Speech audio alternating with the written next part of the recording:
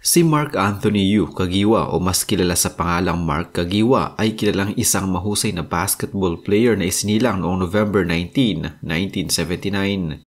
Like I said, my role is different now. I just try to get in there and I'm not thinking about scoring. Kung nagtataka kayo kung bakit siya ay mahusay sa pananalita ng Ingles, yun ay dahil lumaki siya sa bansang Estados Unidos at doon din siya nag-aral. Bilang isang bata, nagsimula na siyang maglaro ng basketball sa kanyang hometown sa Pampanga at nang mapabilang siya sa koponan ng De La Salle University, doon na nagumpisa ang kanyang karera bilang isang professional basketball player. Sa edad lamang na 8 taong gulang ay nakitaan na siya ng natatanging abilidad pagdating sa paglalaro ng basketball. Sa murang edad ay sumali siya sa isang liga, San Juan, at nakapagtala agad ito ng nasa 47 points sa edad lamang niyang 8 taon. 10 taong gulang naman siya nang naisipan ng kanyang pamilya na doon na sila manirahan sa Amerika. Bago pa man pumasok sa paglalaro ng basketball si Mark, ang kanyang pamilya ay kahit paano'y nakakaangat-angat na sa buhay. Ang kanyang mga magulang ay may magandang trabaho sa Amerika. Cable technician ang kanyang ama habang ang ina naman nito ay nagtatrabaho sa isang malaking kumpanya. May kalakihan ng mga sweldo ng mga ito kaya naman hindi gaanong naranasan ni Mark ang napakahirap na buhay simula pa lamang nang siya ay bata pa. Nag-high school si Mark sa Eagle Rock sa California na kung saan nakakuha agad ito ng 2 MVP averaging 26 points at 14 rebounds sa kada laro. Naitala din niya ang highest score na 1,154 points sa loob lamang ng 2 taon sa Eagle Rock. Siya naman ay nagkolehiyo sa Glendale na kung saan napabilang naman siya sa All-Western State First Team at pinagkalooban ng scholarship subalit kanya itong tinanggihan and the rest is history. Tinanggihan niya ang mga scholarships para siya ay makapasok sa PBA. Noong 2001, naglaro siya para sa Santa Lucia Realtors bago mapunta sa Ginebra San Miguel noong 2003. Bilang bahagi ng koponan ng Ginebra, naging isa siya sa mga pangunahing manlalaro na nagdala ng tagumpay sa koponan. Nagwagi siya ng 4 na kampyonato sa Philippine Basketball Association of PBA at 2 Finals Most Valuable Player o MVP awards. Sa kanyang rookie season ay naging backup lamang siya ni Vergel Meneses. Subalit gumawa siya ng kanyang sariling pangalan dahil sa kanyang mga kakaibang moves pagdating sa basketball court.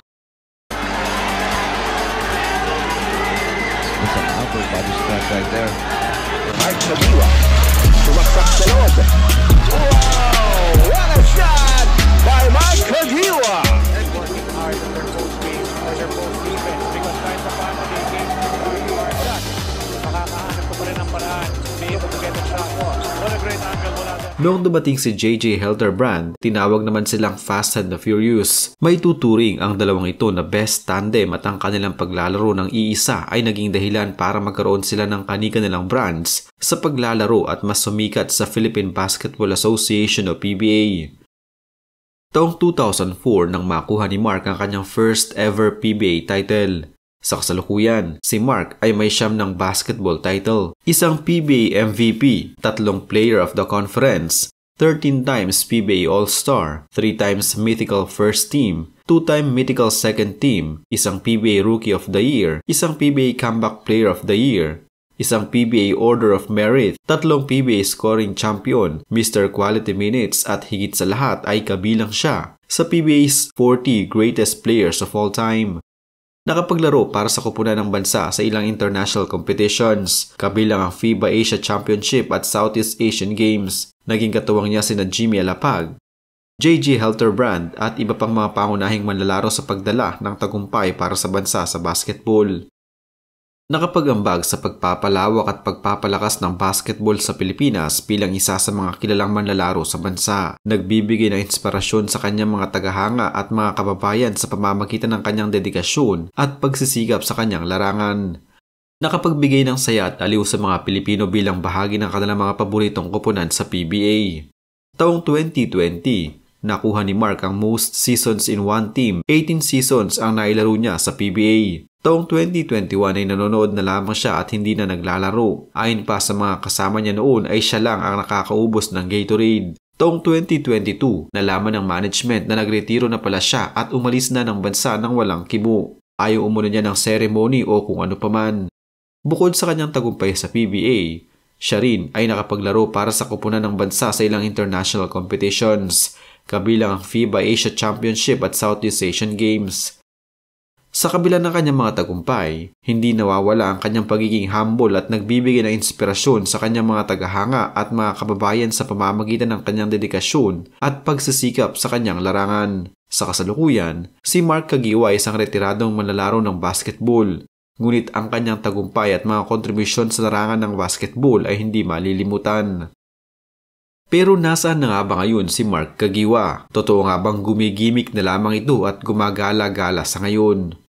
Tulad ng nauna ko nang nabanggit, si Mark ay mula sa isang pamilyang nakakaangat-angat sa buhay at sa kanyang mahabang karera sa paglalaro ng PBA, nakapagpunta din siya ng negosyo. Meron din siyang kaliwat kanan ng mga endorsements ng mga pagkain, inumin, Magnolia Products at Dairy. Mayroong ilang aral sa buhay ni Mark Kagiwa na maaaring maging inspirasyon sa mga tao, lalo na sa mga kabataan at mga naghahangad ng tagumpay sa kanilang larangan. Narito ang ilan sa mga aral na ito. Una, yung maging dedicated sa iyong craft. Sa kabila ng mga tagumpay ni Mark Kagiwa, na natiling dedicated at focus siya sa kanyang craft. Ito ay nagpakita ng kahalagahan ng pagsisikap at dedikasyon sa pagtatrabaho sa iyong larangan. Pangalawa, yung manatiling humble. Sa kabila ng kanyang mga tagumpay sa PBA at international competitions, nanatiling humble si Mark Kagiwa at hindi nawawala ang kanyang kababaang loob. Ito ay nagpakita ng kahalagahan ng pagiging humble at pagpapakumbaba sa kabila ng tagumpay at recognition. Pangatlo, yung magbigay ng inspirasyon sa iba. Si Mark Kagiwa ay isang inspirasyon sa maraming tao dahil sa kanyang mga tagumpay sa basketball. Ito ay nagpakita ng kahalagahan ng pagbibigay ng inspirasyon at motibasyon sa iba upang magtagumpay din sila sa kanilang mga larangan. At ang pang-apat ay ang magpakatotoo. Si Mark Kagiwa ay nakatagpo ng mga pagsubok sa kanyang karera bilang isang manlalaro ng basketball. Sa kabila ng mga ito, nanatiling totoo siya sa kanyang sarili at sa kanyang mga pangarap. Ito ay nagpakita ng kahalagahan ng pagiging tapat sa iyong sarili at sa iyong mga pangarap. The teardrop coming from Mark Kagiwa. My God, but the other way is through mobility. Kita mo yung stutter step na yun ni Mark Kagiwa. No choice. Ryan Aranya nabura sa eksena. And right there, look at there, that stutter step. Yan ang libre si Mark Kagiwa. And